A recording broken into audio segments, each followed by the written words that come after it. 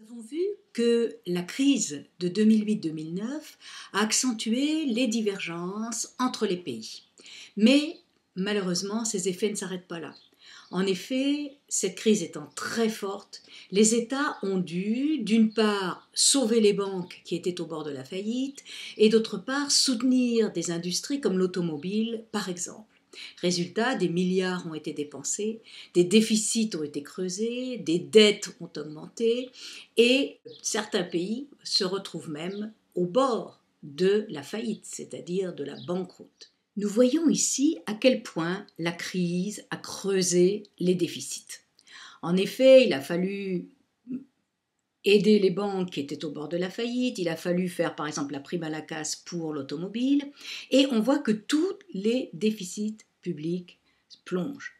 Même des pays qui étaient des pays vertueux, comme l'Espagne, qui avait un excédent, puisqu'on voit ici que l'Espagne avait en 2007 un excédent d'environ 2% du PIB, eh bien on voit l'Espagne plonger jusqu'à un déficit de à peu autour de 9-10% du PIB.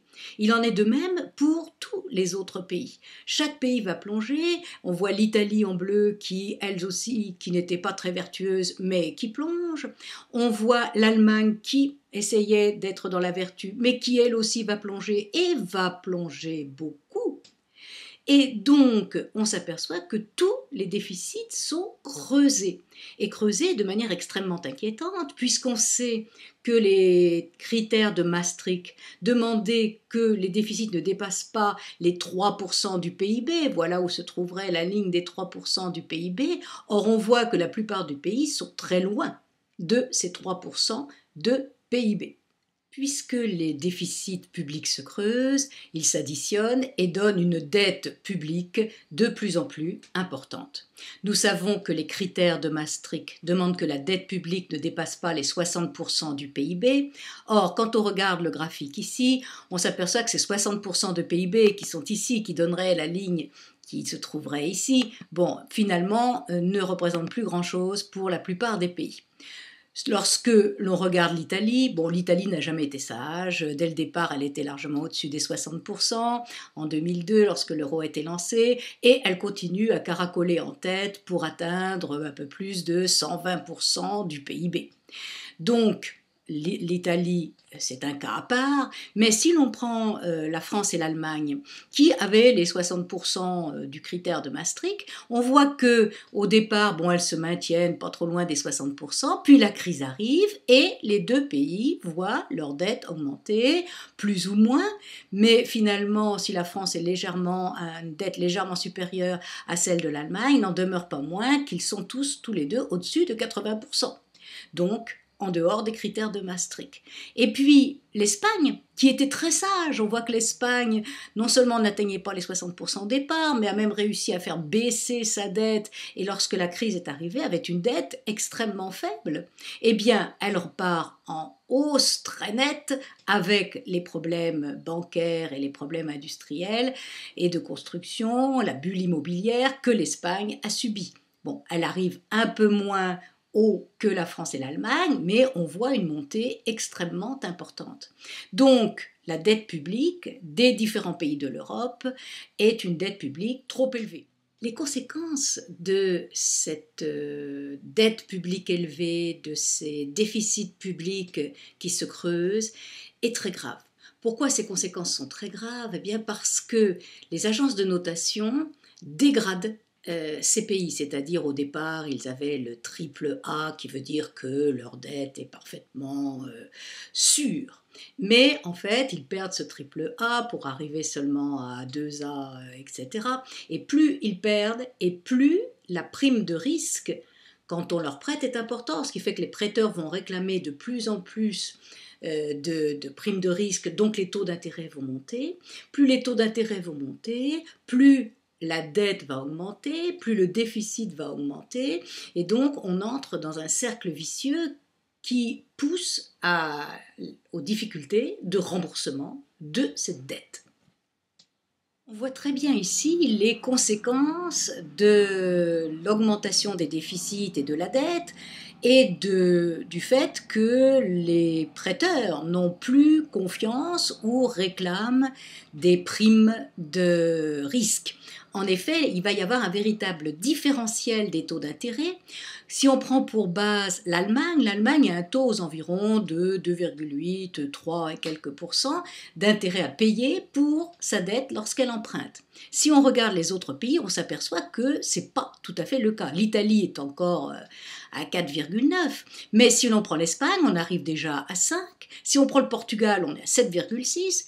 L'Irlande, elle devra payer 9,5. La Grèce, 12,9, c'est-à-dire quasiment un taux d'intérêt de 13%, ce qui est énorme.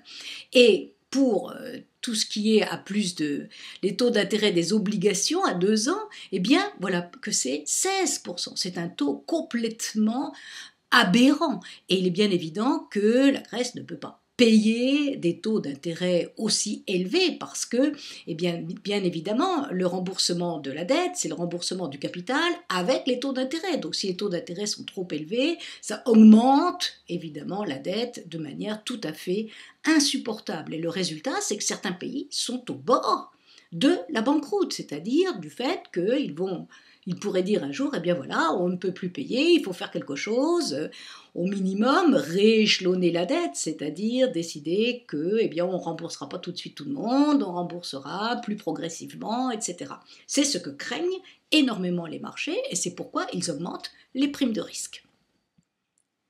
Face à ces taux d'intérêt qui ne cessent d'augmenter, les pays vont se trouver obligés de chercher la confiance des prêteurs. Et comment trouver la confiance des prêteurs? Sinon en leur prouvant qu'on va être capable de rembourser. Donc en faisant baisser cette dette. Et c'est comme cela que la plupart de ces pays vont se retrouver obligés à faire des politiques de rigueur extrêmement dures, et ces politiques de rigueur sont, elles aussi, nous allons le voir, dangereuses pour l'économie. Puisque l'importance des dettes fait peur au marché et qu'il devient de plus en plus difficile d'emprunter, les États sont obligés de mener des politiques de rigueur extrêmement dures pour tenter de sauver leur pays d'abord et puis la zone euro ensuite.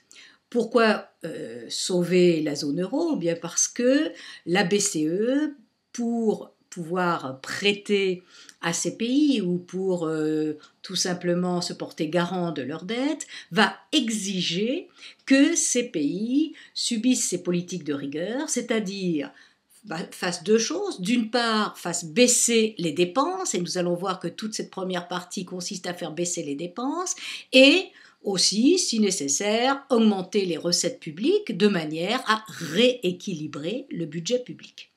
Alors voyons d'abord faire baisser les dépenses. Bon, faire baisser les dépenses, que l'on prenne les 4 pays qui ont les plus gros problèmes, on s'aperçoit que la première chose que vont faire tous ces États, c'est au minimum de geler les salaires des fonctionnaires et même souvent de les faire baisser. C'est le cas de l'Irlande où ça baisse entre 5 et 15%, c'est le cas de l'Espagne, 5%. Et en Grèce, eh bien, on supprime le 13e mois, on supprime les primes. Et donc, en fait, ce sont les fonctionnaires qui sont aux premières loges pour essayer de rétablir un budget que puissent supporter les prêteurs. Mais ça ne s'arrête pas là. En effet, il faut aussi probablement faire baisser toutes les allocations, toutes les aides que les États vont donner. Donc comment faire? D'abord la retraite. En général, on va reculer l'âge de la retraite. C'est le cas en Espagne, c'est le cas en Italie. On va ne pas revaloriser les retraites, c'est-à-dire que les pensions n'augmenteront plus. C'est le cas de l'Espagne. On peut même les faire baisser dans le cas de la Grèce, 7%. Et donc, on voit que les retraités vont perdre du pouvoir d'achat. Mais ça ne suffit pas encore. En fait, il y a aussi des aides sociales qui vont être touchées dans un certain nombre de cas. Par exemple, en Espagne, les primes de licenciement vont baisser. On supprime la prime à la naissance alors que c'est un pays où les naissances sont extrêmement faibles. Et donc, cela posera un problème démographique. Ensuite, si on regarde le Portugal, là encore, ce sont les allocations chômage qui sont baissées. Alors, c'est un pays qui est très touché par le chômage. Et en Irlande, on réduit toutes les allocations, y compris celles des chômeurs. Donc, on voit que finalement, au niveau des dépenses, ce sont les fonctionnaires, les retraités qui perdent du pouvoir d'achat et les plus démunis qui voient leurs aides baisser. Ensuite, quelquefois, il faut en plus ajouter des recettes supplémentaires.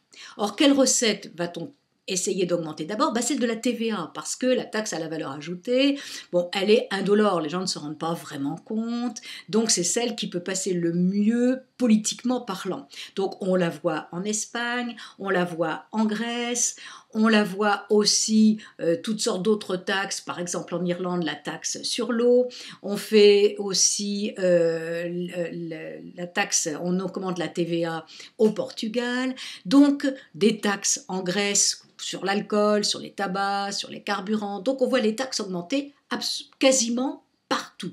Et il y a encore d'autres types de recettes que l'on peut faire. Bon, en Italie, on choisit de faire une fiscalité plus importante sur les stocks options, mais au Portugal, on va beaucoup plus loin, parce qu'au Portugal, ça va être des privatisations, privatiser les transports, l'énergie, l'assurance, la poste, et ça fait rentrer évidemment de l'argent dans l'État, mais ça peut poser des problèmes sociaux extrêmement importants.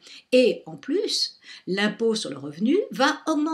Hausse des impôts au Portugal, hausse des impôts en Irlande. Donc on voit que les impôts, les taxes augmentent et quand on remarque que d'une part le pouvoir d'achat baisse et que d'autre part les taxes et les impôts augmentent, c'est encore une deuxième baisse du pouvoir d'achat. Donc ces pays vont voir le pouvoir d'achat d'une grande partie de leur population baisser. Autrement dit, ces gens-là vont consommer moins. S'ils consomment moins, ces pays vont être obligés de produire moins. Et donc, le risque très grave, c'est de faire augmenter encore plus le chômage.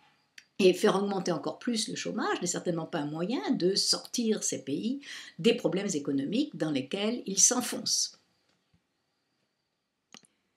Face à l'importance des problèmes économiques qui sont créés par ces politiques de rigueur, certains politiciens vont proposer que finalement il y ait une sortie de l'euro pour certains pays, voire un éclatement de la zone euro.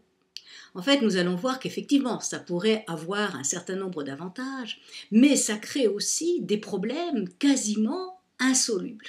Donc, que faire? C'est dans une quatrième et dernière vidéo que nous verrons quels avantages les pays ou les politiciens plutôt, qui proposent la sortie de l'euro espèrent trouver, mais aussi quels sont les inconvénients que cela risque de produire.